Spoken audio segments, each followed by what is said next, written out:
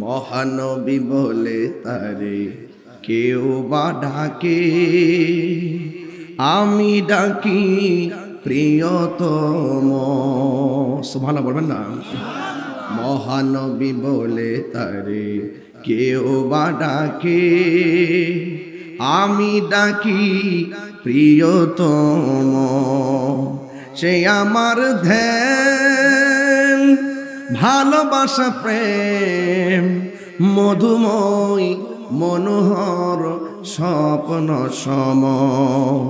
যে জন করুণা অনুপম উপমা, যার মতো দরদি কোথাও আর মিলে না।